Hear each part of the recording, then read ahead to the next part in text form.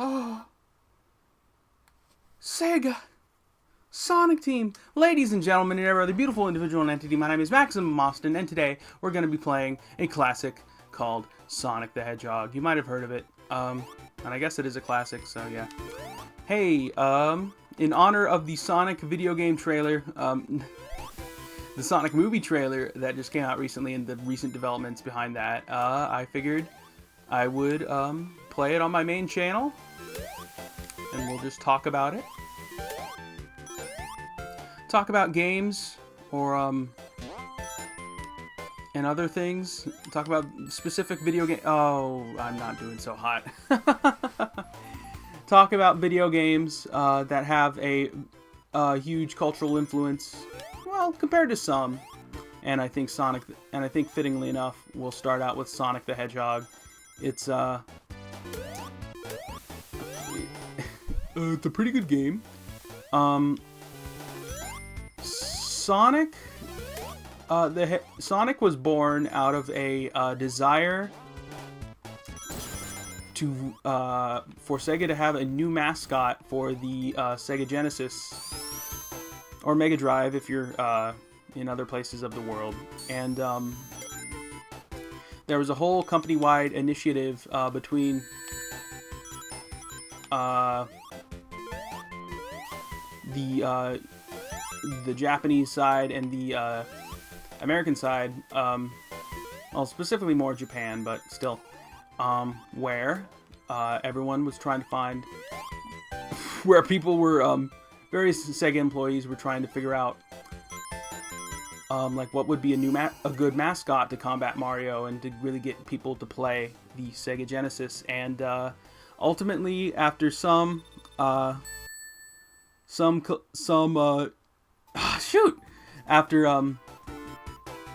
ideas, we ultimately got Sonic the Hedgehog, which came out of a fascination of like speedrunning games. This first Super Mario Brothers, actually, which is cool, and all the elements really came together in this first game. What set Sonic apart from pretty much every other game out there was that it played like nothing else. It feels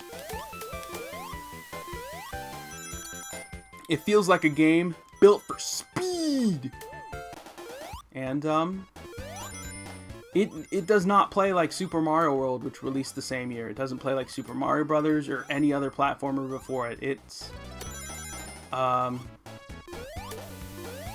I think it encompasses a lot of what video game players at the time, who were mostly children, really wanted out of a video game.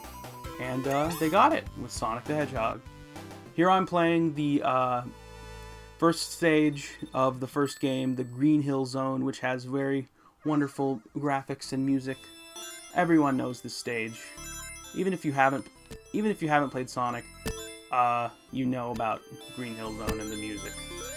Here is a special stage where we have to collect these jewels, these Chaos Emeralds, where you get a better ending if you collect all 6, which I did really...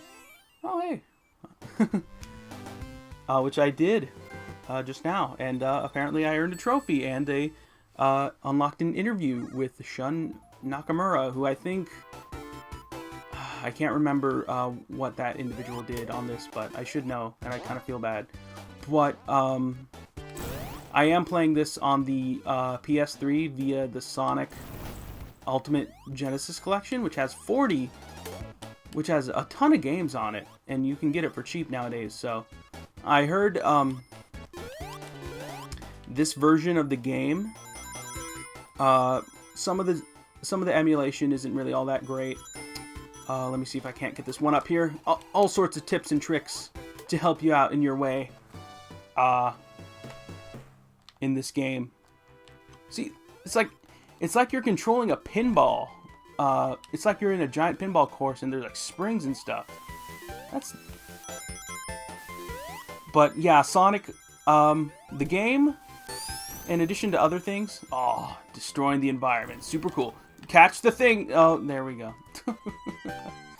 You have to be good at video games. Hopefully of course.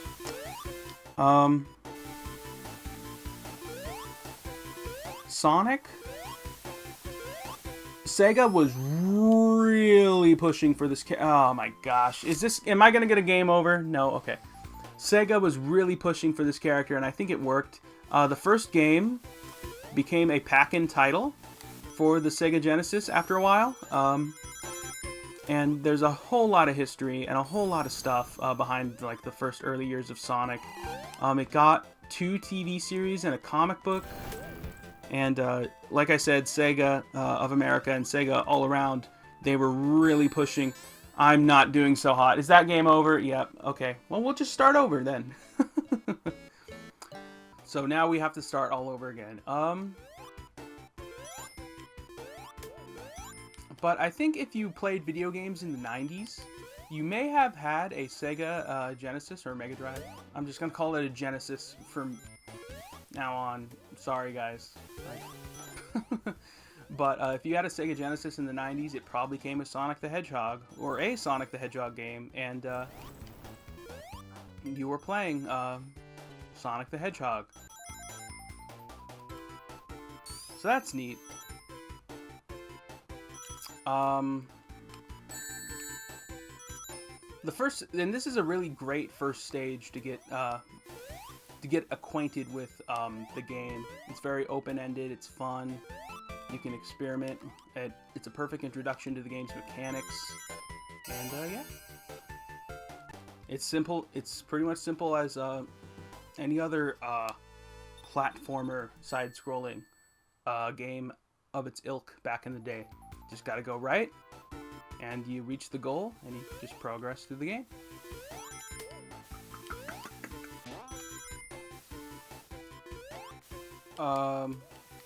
But yeah, this sole game would help out Sega a lot during the 90s with their business and their rivalry with Nintendo.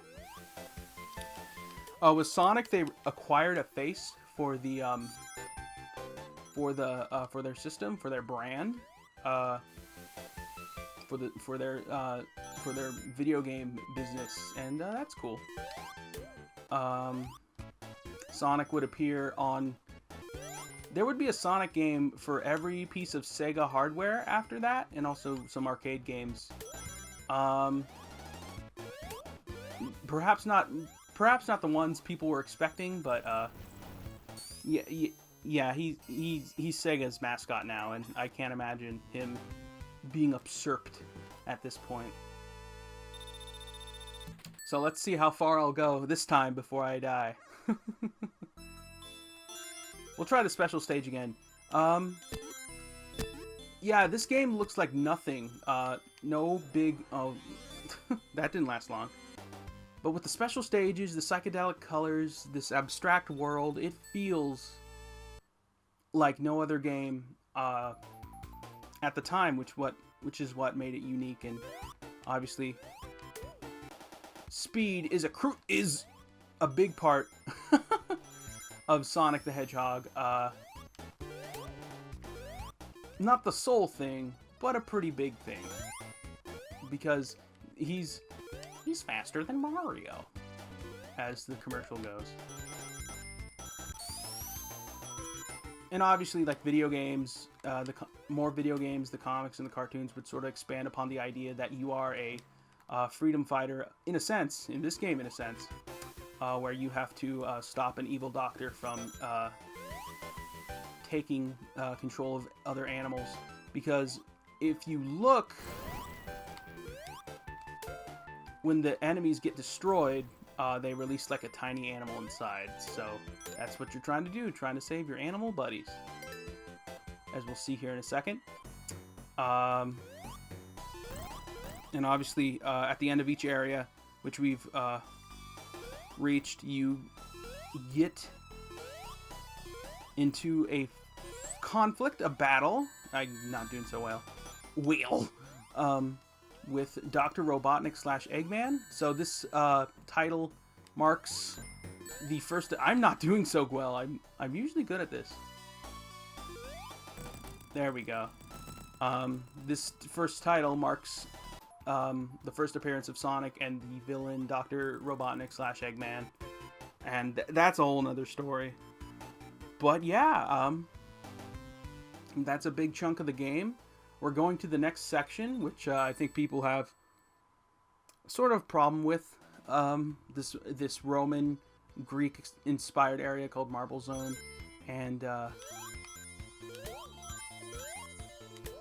we'll see why people are, where people today get the idea that Sonic, like, it's not like the classic titles are like, this is kind of slow, but which I get. It's not all about speed all the time. That would feel kind of, that'd feel kind of weird. It is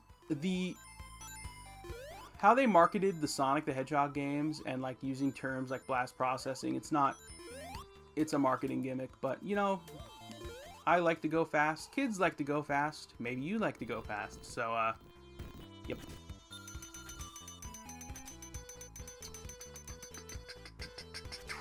And he's still moving pretty fast compared to that Mario fella. But yeah, but as I probably have said or implied, Sonic's existence owes a lot to like the influence of like Super Mario and stuff like that, which isn't a bad thing. Again, I'm more talking about the singular game. The character is supposed to be like a sort of like radical, youthful 90s youth, inspired by things such as like Michael Jackson, Santa Claus, and Bill Clinton in a hedgehog sausage thing. So yeah. The character is a Japanese creation. This first game and various elements can be traced back to like 16 people, which is the Sonic team of the games thing, as listed in the game's intro. But can I get this? But it's usually attributed. The character design is attributed to this gentleman by the name of Naoto Oshima, who's still doing work, which is around Japan, which is good for him. And Yuji Naka, who was the head of the development team that created the game, and obviously we can't forget the countless other individuals that helped bring this to life. So, but yes, we're kind of going slow in this area. Which I get, like, Sonic's supposed to be all about speed, but, slowing down never killed anybody. Like this, pushing a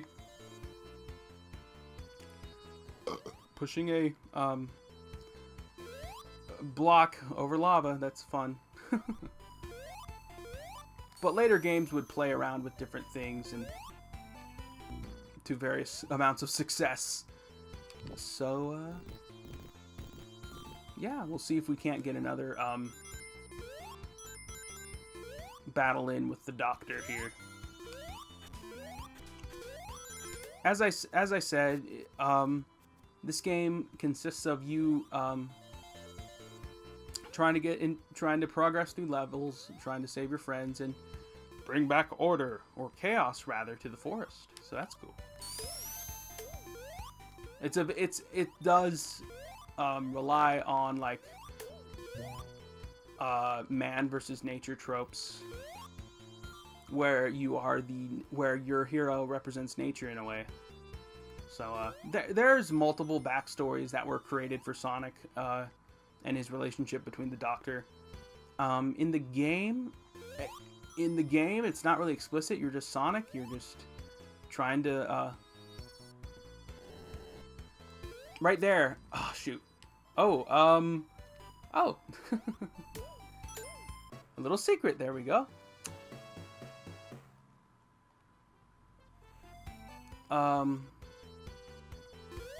With the sprite work and the character creation, you can see that Sonic is very expressive. He's made to be a very expressive character, exemplified by attitude. Like he's the Poochie to Mario Mario's Itchy and Scratchy, I suppose. So yeah. And I still, even with that, I still think he's worth having around in some aspect, because you have things like the Teenage Mutant Ninja Turtles and other things that are dated and really defined by their time period, but they still have elements that keep people coming back, which I don't mind. And I don't mind Sonic existing in some way, shape, or form, even in, like, as we approach his 30th anniversary of this game. Holy crap, he should be dead. For a hedgehog, but no. Another really interesting thing about this game is that it allowed you to destroy parts of the environment, which you might scoff at as like, yeah, why wouldn't it?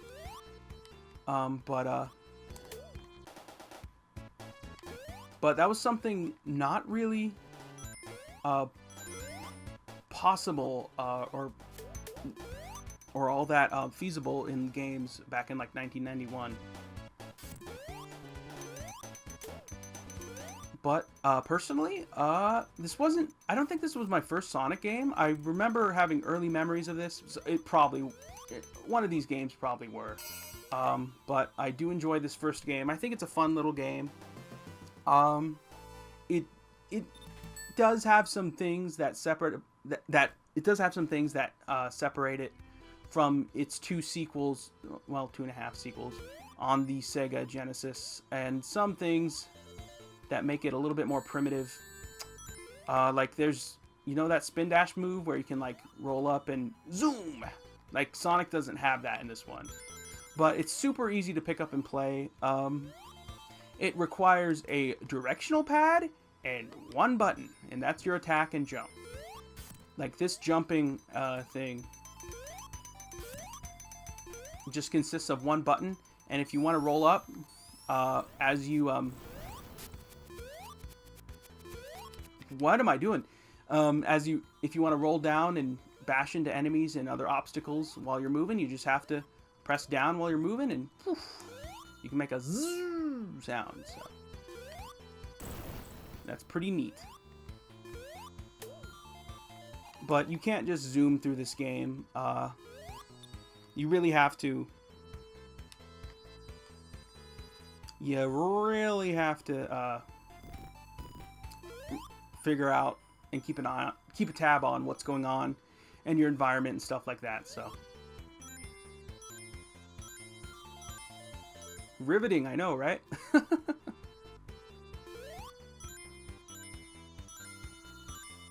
But I think that's pretty much all my oh, do another one. Yes. Oh no.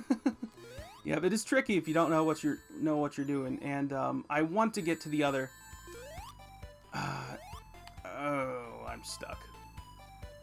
I want to get to the second Robotnik boss fight, but I cannot. He usually uses his little hovercraft thing to fight against Sonic, but I guess we're stuck here. Another aspect that made Sonic interesting was that he would get a little expression if you left the controller alone for a while. Like, hey, come on, I want to get going. And you can see him, he's looking to us at the screen, tapping his foot. This idle animation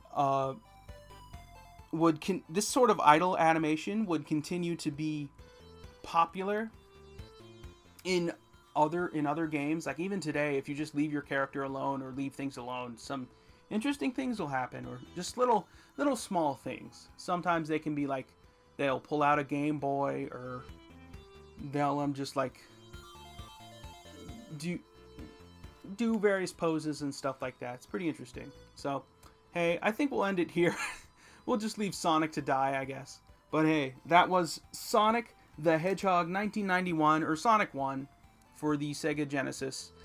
As far as this one, there was a Sega Master System and Sega Game Gear version that was made. The Sega Master System was the Sega system before the Genesis, and the Game Gear was sort of like Sega's Game Boy, for lack of a better comparison. But yeah, the series would see various reboots in the future. Obviously, there's Sonic the Hedgehog for the Xbox 360 and PS3, which we'll cover. It's not very good. But hey, what'd you think of the video?